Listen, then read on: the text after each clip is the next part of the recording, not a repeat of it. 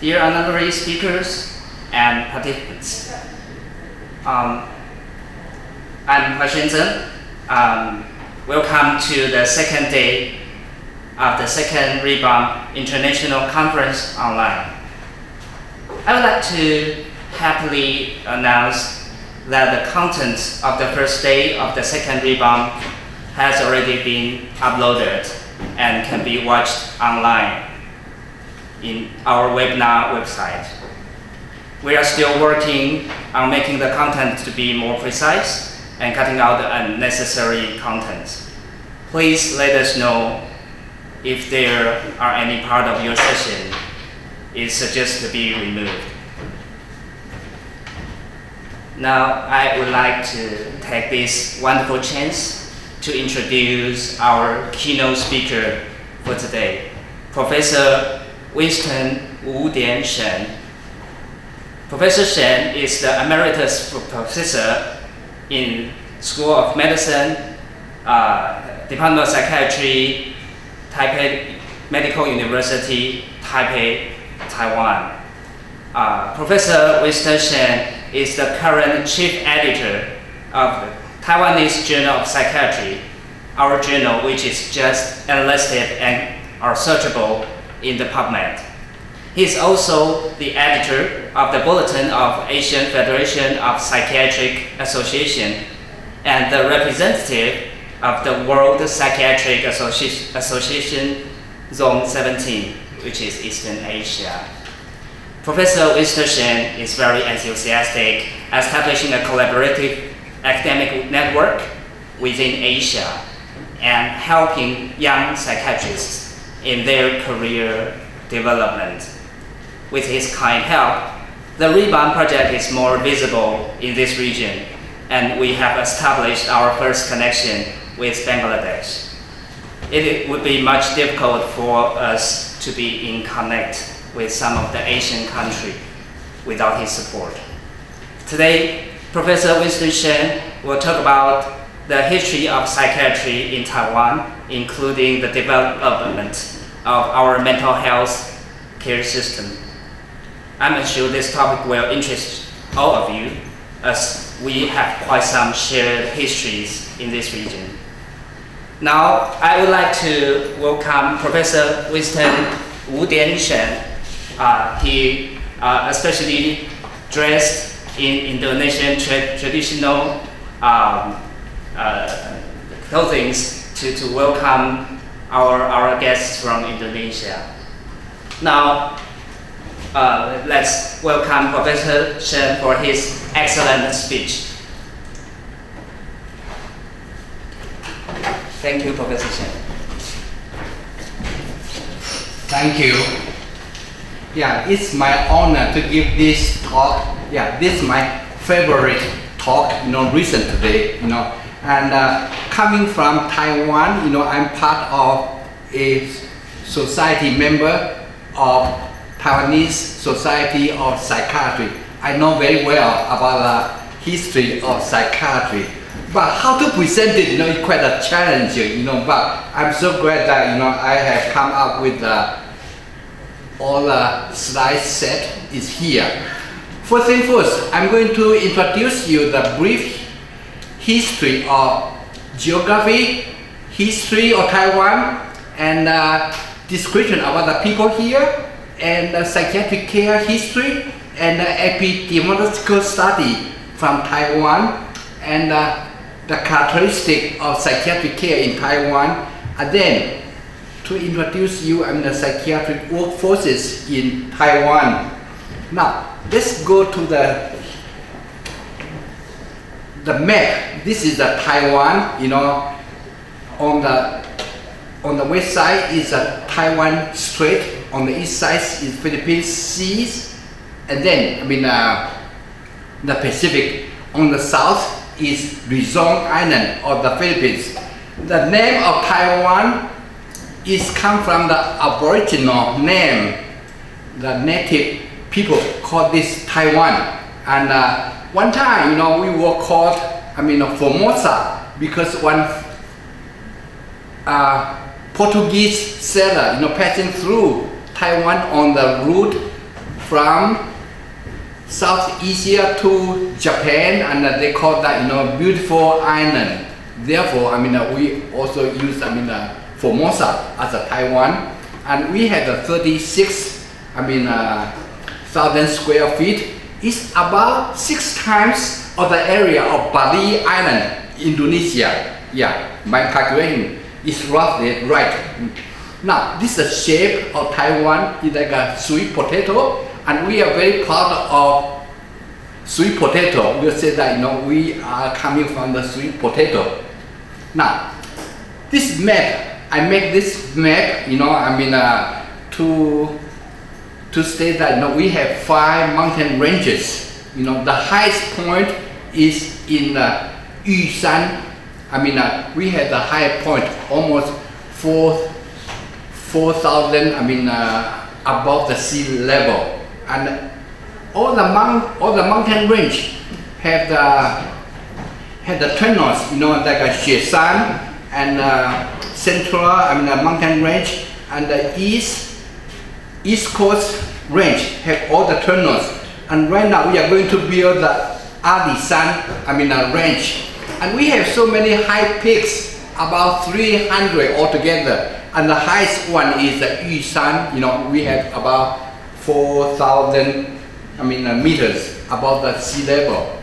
And east of China and south of Japan and Korea and north of the Philippines.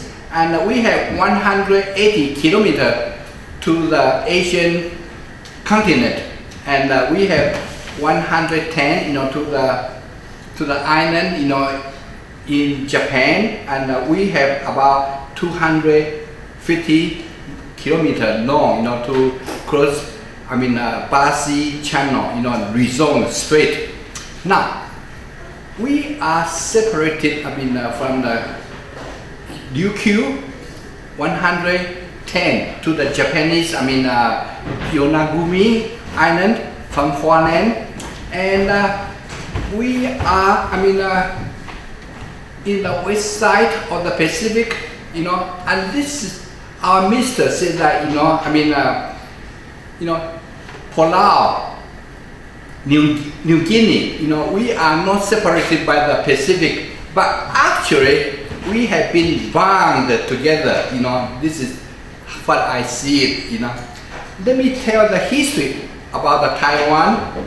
We had the pre-historical history, but we had 6 outside invaders to Taiwan, and then we had the post-martial law period, and then we had vivid, active, moral and democracy in the past, about 20 years. Now, this is a prehistory. That means we were found to have the native Taiwanese working here, and they are aborigine, and now the 6 foreign invaders, the Dutch, Spanish, and the Zheng family, and the Manchu, Qing, and the Imperial Japanese, and authoritarian Chinese,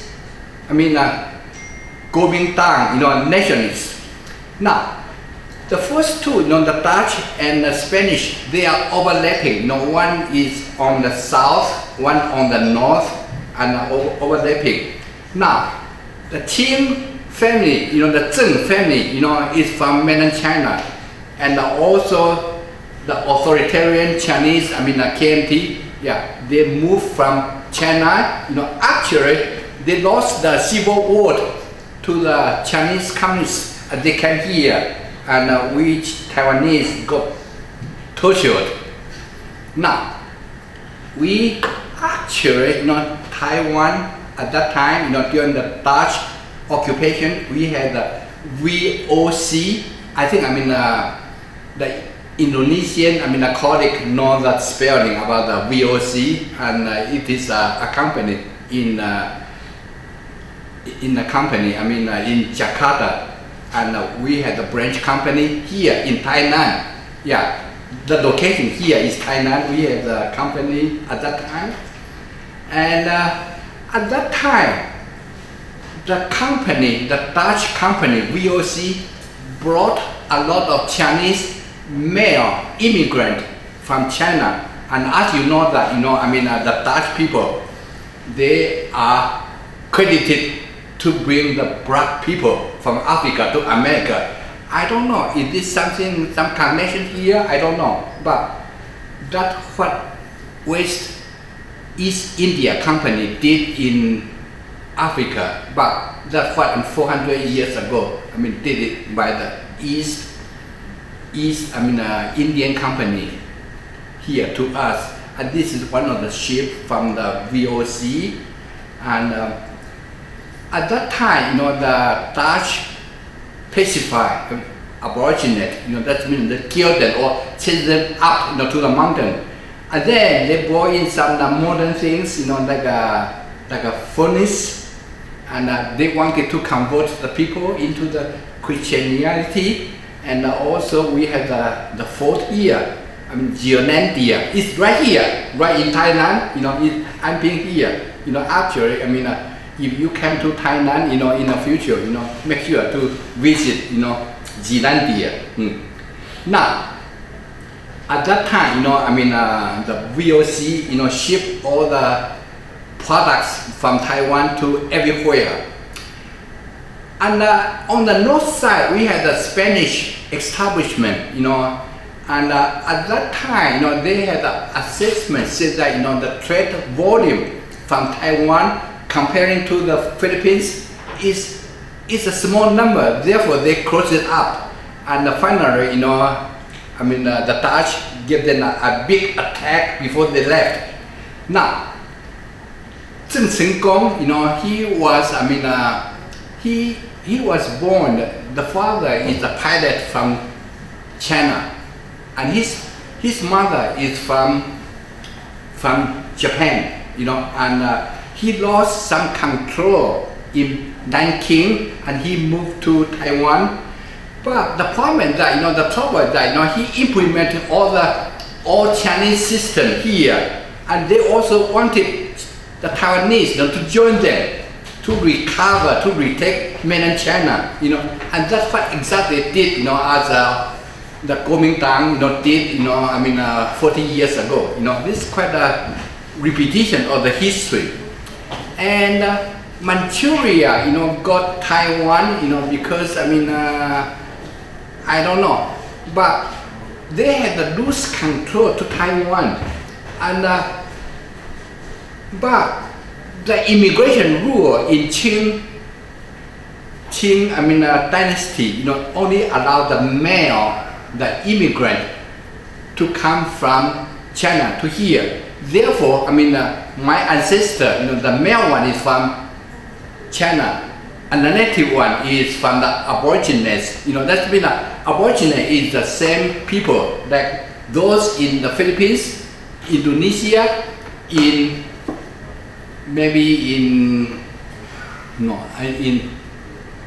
Hawaii, in some other country, and Malaysia too, and we call this, the same kind of Austronesian, country, and but anyway, at that time, because of the male and the female, they have imbalanced problem. They have some kind of, the so-called, problems at that time, and but they stay together. Everyone coming from Quanzhou or Zhangzhou, they have a tendency to get together. And that's one incident, we call that Mudan incident.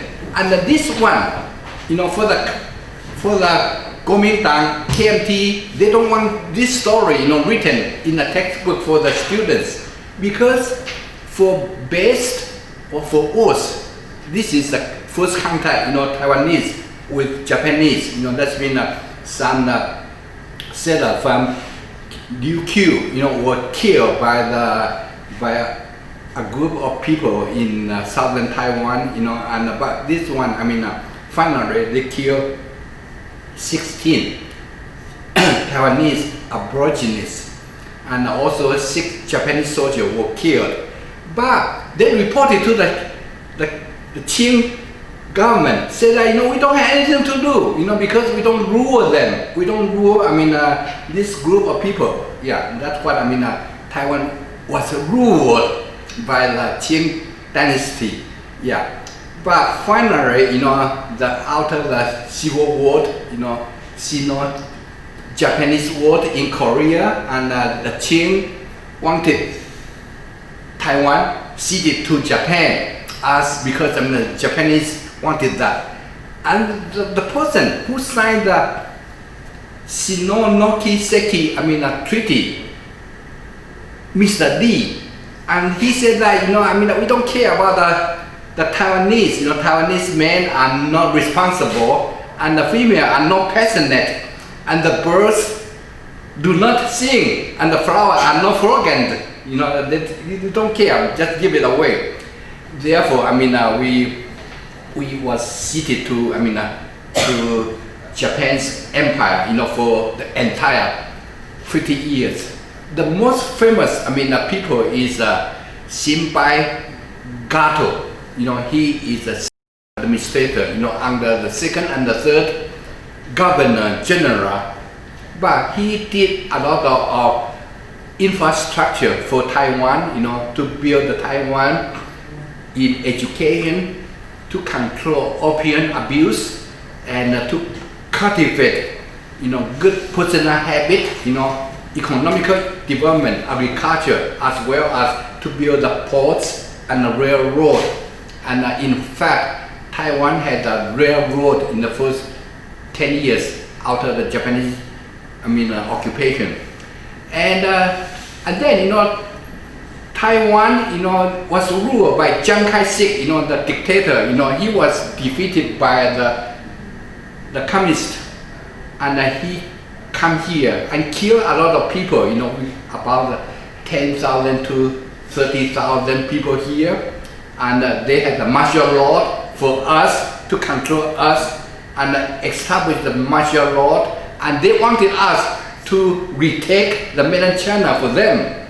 And the people could easily disappear, and all in the school, only Chinese history, no Taiwanese history was taught. And then we had the president, Deng Hui-li, and he was, appointed and approved by the National Assembly, which did not represent, Taiwanese people, and that was illegitimate. And finally, but he's a good president. He started to the reform, and finally, we have the more emphasis on the so-called multicultural, multi-ethnic, tradition. That's been we forgot about the Chinese. It's the native, Holo, Hoka, and Aborigine, and the Menanda. We had a multiple approach now, and we had the first, the president in the year 2000, and we take away all the Chinese things little by little, and we also changed the name, the international airport. We call that Taoyuan International Airport, and we changed it to the Taiwan Post Office at that time. And we also have everything is more Taiwanese instead of Chinese, yeah. And he want another 4 years, but the problem that is the lame duck situation, because we did not the so-called DPP did not have the majority of the legislative yuan, therefore cannot carry out much things. And then we had the Ma Ying-jeou, his pro China policy, and actually he was born in Hong Kong, everything was China, and he even changed the name back, from the Chinese, Taiwanese postal service back to, to China, to China Postal Office. Yeah, this may be a mistake here. But he also wanted to sign the ECFA, with China. But luckily, we have a brave student, that so-called Sunflower Student Movement. Year 2014, and we had this movement, and we stopped the legislation, and we stopped ECFA effectively. Otherwise, it will be a kind of disaster for Taiwan. As you see in Hong Kong today.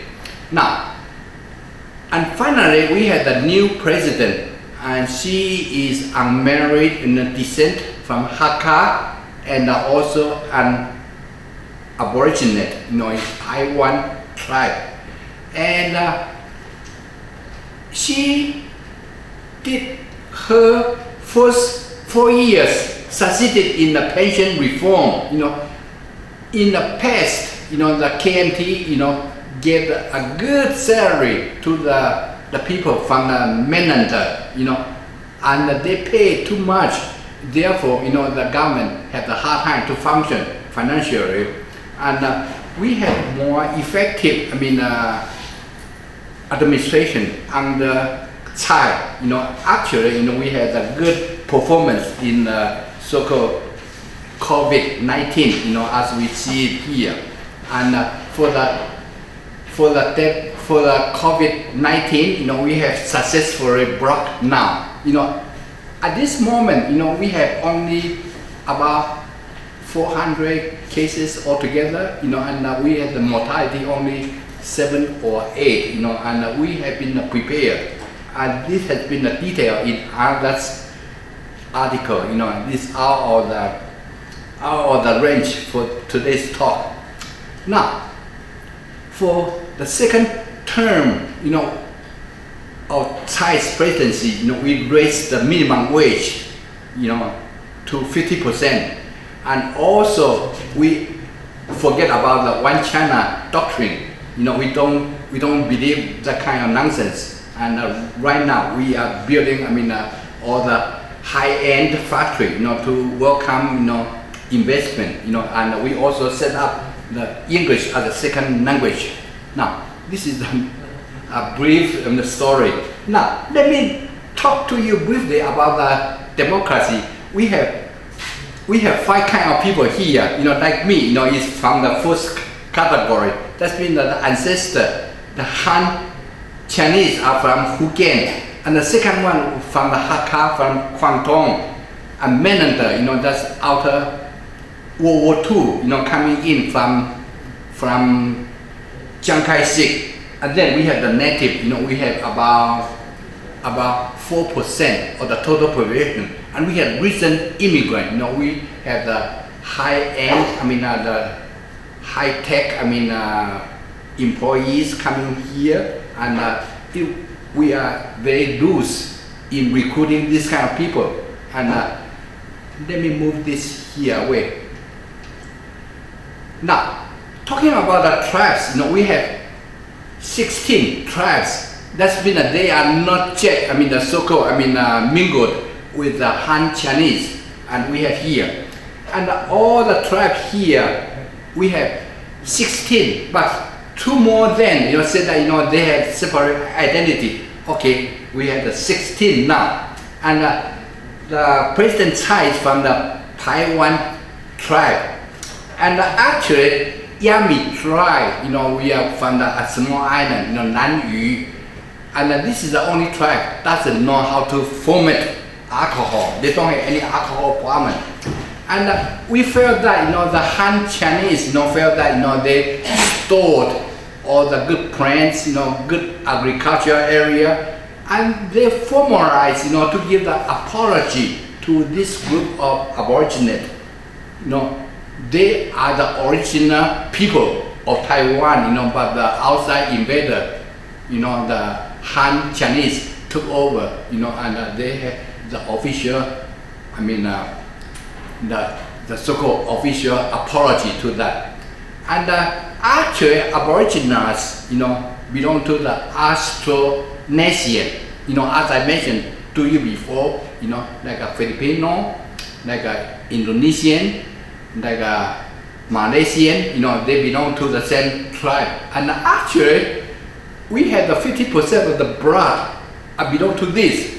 And actually, the Maori tribe from New Zealand, they also have the same kind of prestige. That's the reason why we are emphasizing on this kind of line. Now, here you see the map here on the North Island of New Zealand. We have the place of Karetu, and they had a visitor from there. Maori, and they come here to perform. And they belong to the same tribe of our armies. From Hualien, the same tribe. They speak the same language, they dance the same kind of dance. Yeah, and that's what we are standing here. Yeah, but anyway, this is we are talking about the so-called new immigrant. We are talking about the new immigrant. That means it doesn't matter. Chinese or Aborigine. They are anyone from any southern bound country, and we also have them, with the high tech, and we want to use the English as a second official language.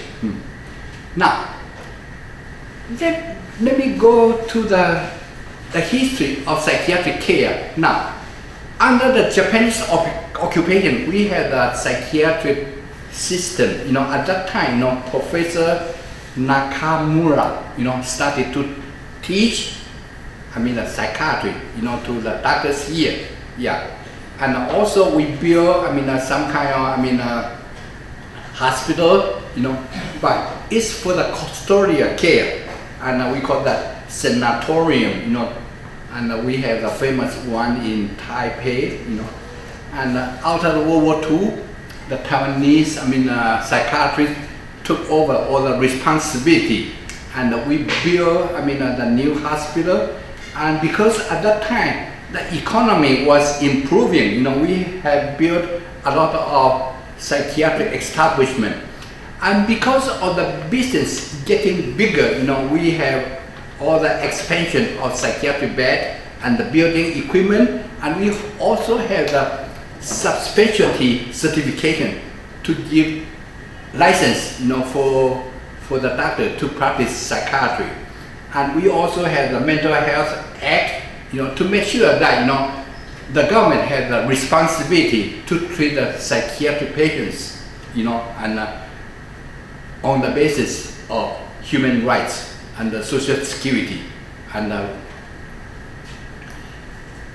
we also established Taiwan National Health Insurance, and started in 1995.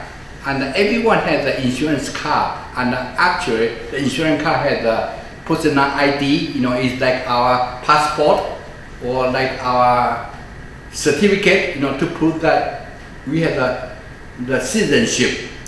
And we established a lot of community programs, and we have the halfway house, we have the compulsory hospitalization, first treatment, and we also give the co-payment waiver, for those with the catastrophic disease registration.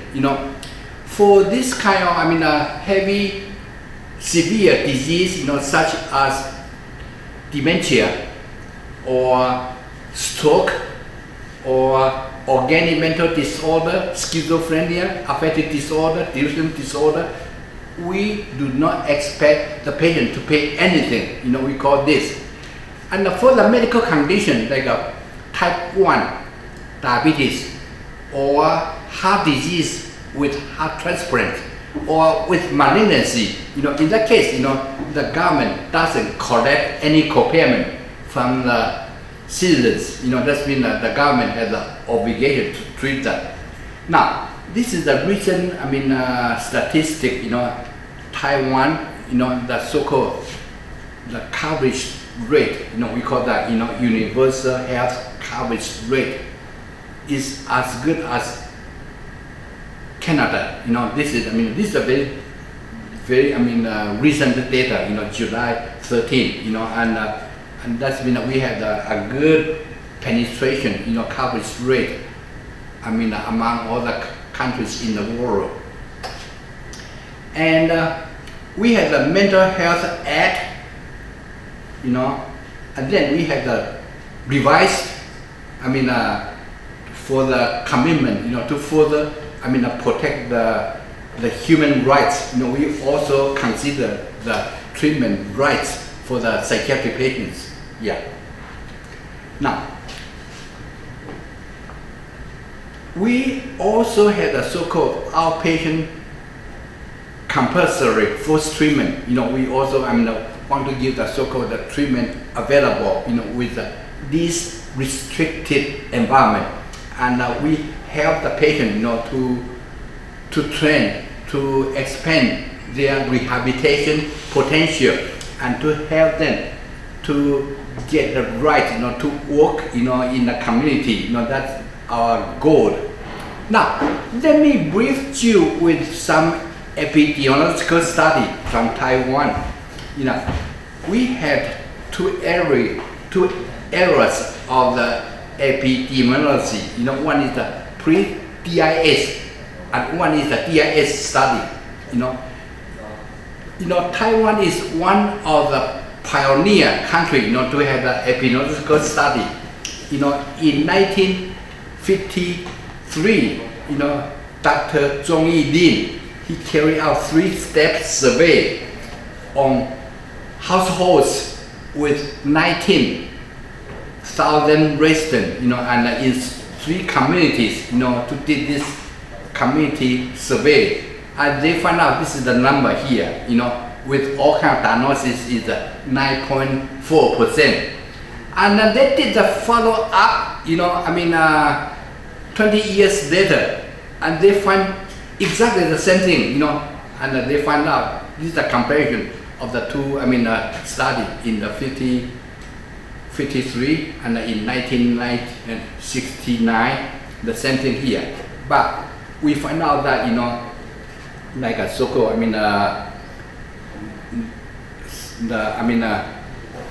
the psychoneurosis increased a lot, from 1.2 to 7.9, and this is the kind of data we showed here.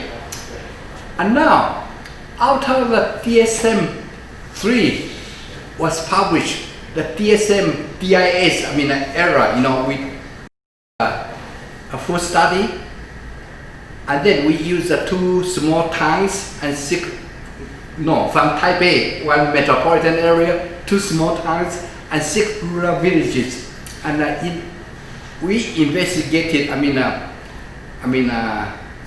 5,000 in the city and 3,000 in 2 small towns, and 2,900, from the 6 rural areas, and we have all the adequate sampling, and we find out that disease are this kind of prevalence.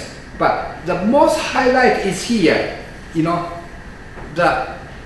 MDD is 1.14%, that's been with major depressive disorder. And we did a follow up, if about 30 years later, the number is the same, 1.2. But we are talking about the lifetime prevalence or MDD is low. Usually for the American data is 5% or 15%, but we have 1.14 or 1.12. I think this is the kind of problem we have to be, how say that, to recognize, because Taiwanese is not like American, they greet the people with "How are you?" is different from the United Kingdom people. How do you do? But in Taiwan, when we greet with people, say, "Have you had your meal already?"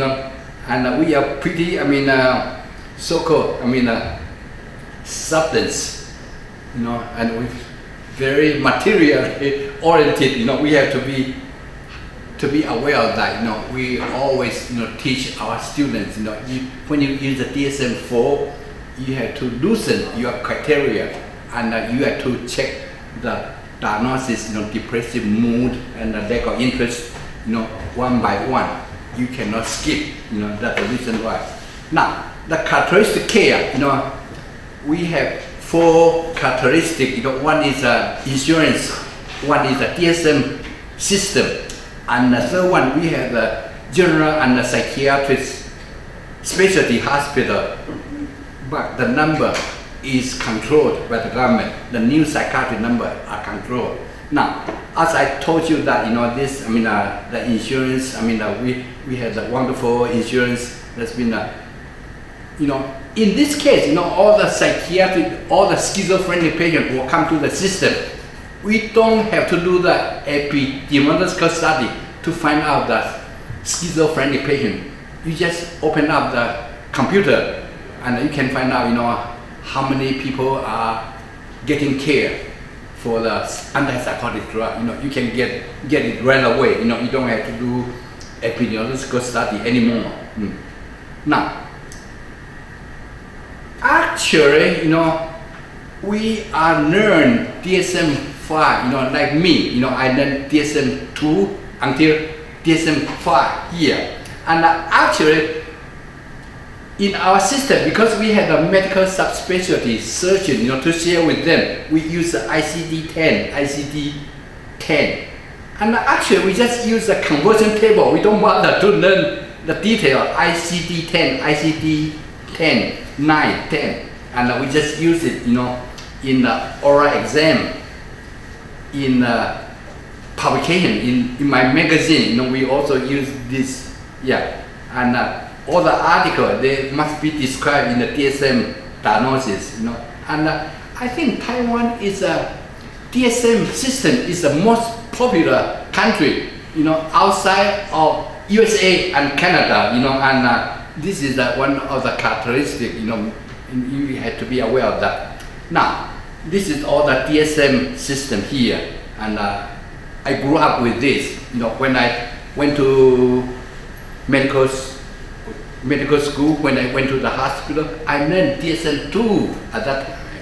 I also remember, and right now we have go through all the ages here.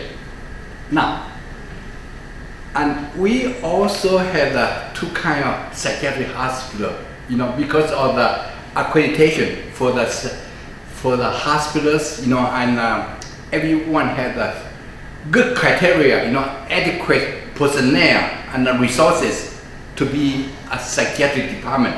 And psychiatric department is essential, for a hospital to get the status of medical center or a subspecialty, a hospital, Now, today, we have a major, a public,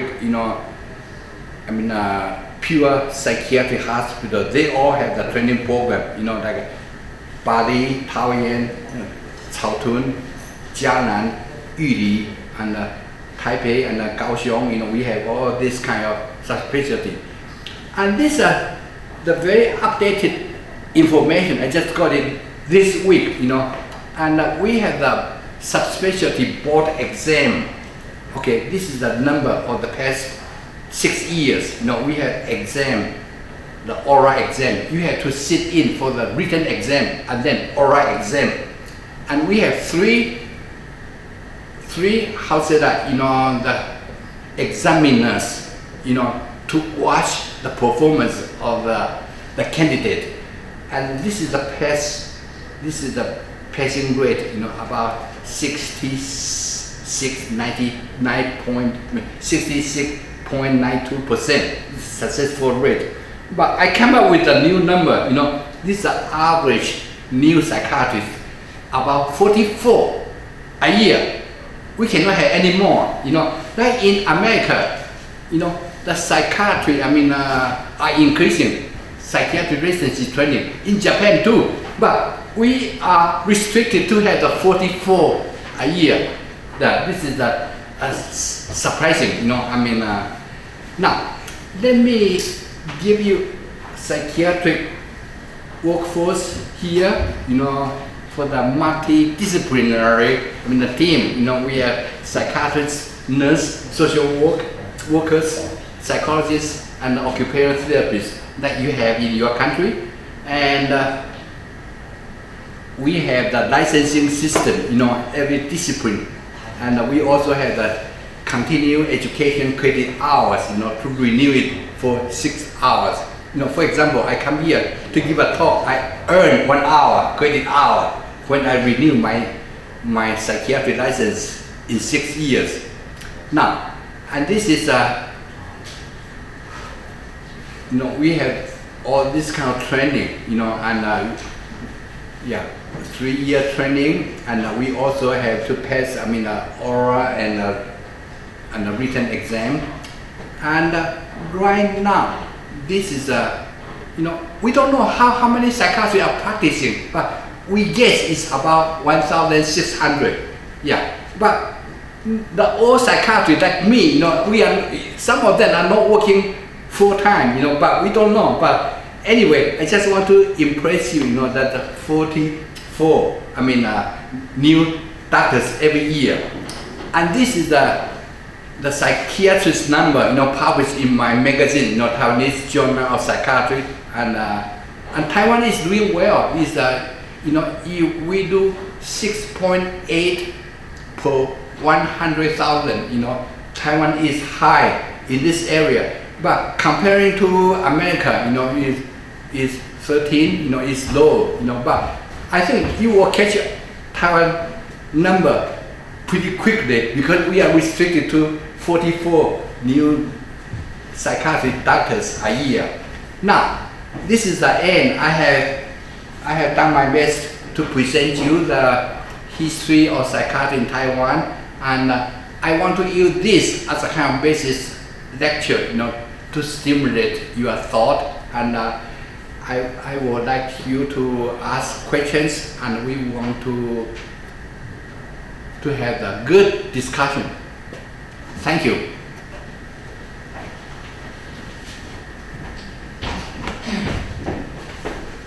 Any questions? Thank you very much, Professor Chen. So I would like to invite all the audience and see if you have any questions or discussions would like to discuss with Professor Chen.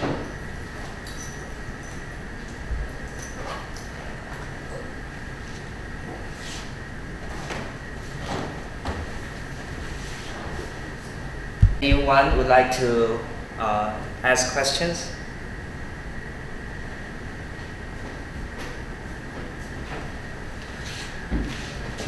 So, Professor Shen, may I ask you a question? So, you know that Taiwan is kind of relatively spared in this COVID-19 situation, and our development of our mental health system is somewhat unique in Asia. Would you think that our healthcare system could help us walk through this post-COVID-19 stage more smoothly? And is there any recommendation or suggestions for other audience from other countries? Sure. Actually, the Taiwanese, suffered from the SARS, in the year 2003, and we learned a good lesson. And the country is prepared since the year 2003. We have been prepared for this moment, and we are all prepared. And actually, under the so-called accreditation system, we have the infection control committee, and we have to activate that. We have to control the system, and how to prepare and to have the personal hygiene, to wash hands, and we have a good system. We have the insurance card, and we can use the so-called medical cloud. The travel history is inside the insurance card, and when someone come to the hospital doors, we examine the card, and we can screen your travel history, from the beginning.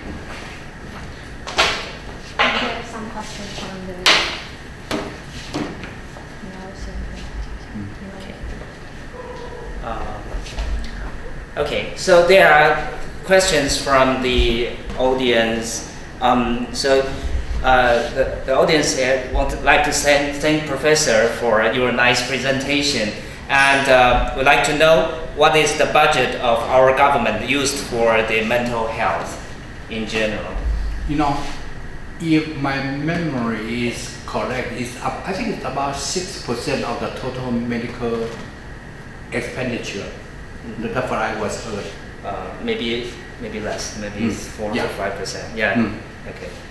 So actually, it's not that high overall, and we try to expand that in the following years. And actually, the current government now pay more attention on the mental health, and now there are upcoming new projects for the severe mental illness is currently on the way. And also we have the long-term care system that is also in development that we would like to put in more budget into that. Yeah, I think that Taiwanese psychiatrists are cheap. Yeah. For example, I had an evening clinic, in medical center, and for the geriatric psychiatrist, I still had an evening clinic. Can you imagine that? Yeah. So I think the regarding the GDP that we have comparing with the Western society, our health insurance is kind of affordable for most of the people in Taiwan. Yeah, that's correct. Yeah. Thank you, Dr. Gulanham, for your question. Any other questions from the audience? You can either turn on the speakerphone and ask a question, or just type in the WebEx interface.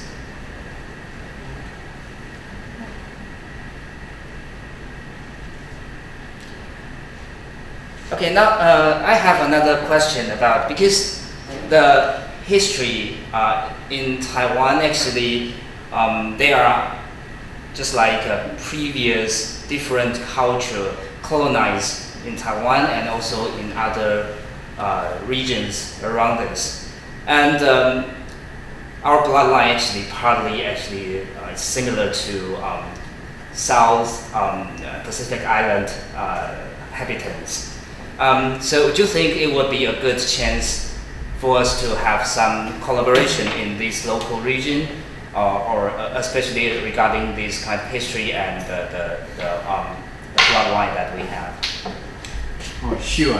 I think we find out especially under the new government, the new president, we emphasize on the southbound country, with our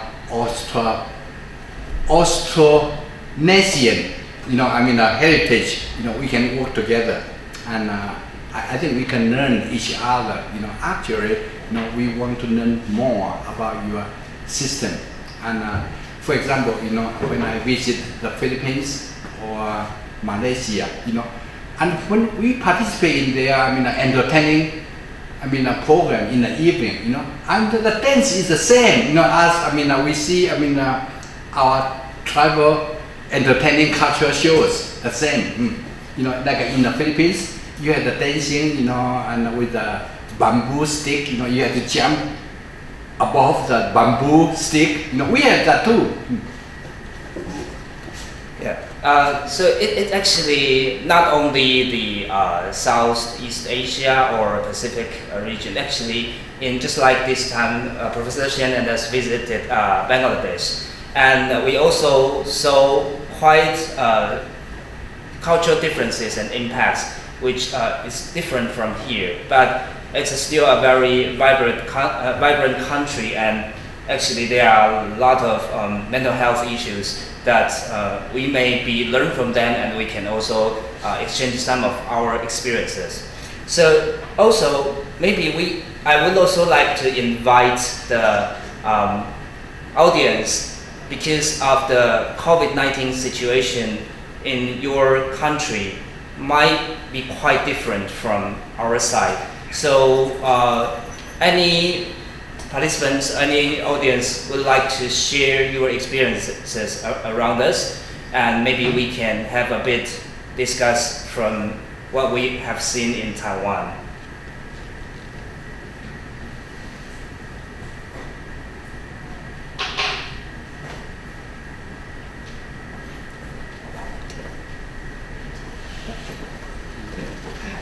Okay. All right. So I have the last question about the younger generation in this region. I know that Professor Shen is very enthusiastic in helping this younger generation to have more international collaboration. So from you are the editor for Taiwanese Journal of Psychiatry and also the Bulletin of FPA. So would there be any chances or any good suggestions for these young psychiatrists for get themselves to be more visible and to publish their studies and so on? Yeah, please write. Talking about the publication, in Taiwan, every hospital, are struggling for the papers. According to the accreditation system, every paper points toward the renewal of the hospital accreditation. At this moment, for the size of 1,600 psychiatrists, we can produce about 500 papers, SCI papers, and also the Taiwanese Journal of Psychiatry. Actually, Taiwanese Journal of Psychiatry just got about 1/10 of the total products or papers. And I think you have to write. And I always encourage our young doctor, please write, and we will help you. We will help you edit, into a nice paper. Yes. Professor Shen is very, very helpful on the paper writing. Teachers, he told us a lot about how to format our paper, how to make our point more clear, and also about the language. And the thing is that although we haven't got the impact factor of TJP, but currently I think it's searchable on the PubMed, which is one of the largest the platform that we can search for our studies. Which means if you submit to the TJP, your study can be searched, can be cited by all over the world. And in the near future, I'm thinking that the TJP will get their impact factors very soon. And I think this is a good chance because we are very welcoming the local studies in this region, because I think there are many important topics that we are doing research, but because of the language barrier that it's not that easy to get across to the world. But this is a good chance. And also we have some just like collaborative journals in Thailand. The CDMH is also has the same status that they got the ACI already. So there are quite a few regional journals are now growing up, and your contribution will be very, very helpful. And I would like to invite Professor Shen if you have any last suggestions for our audience, and I think we are about to close the session. Yeah, please come to Taiwan, to visit. We are on a very, very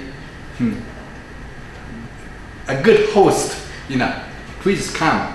And when you write to Taiwanese journal, make sure that you have to get your so-called institutional,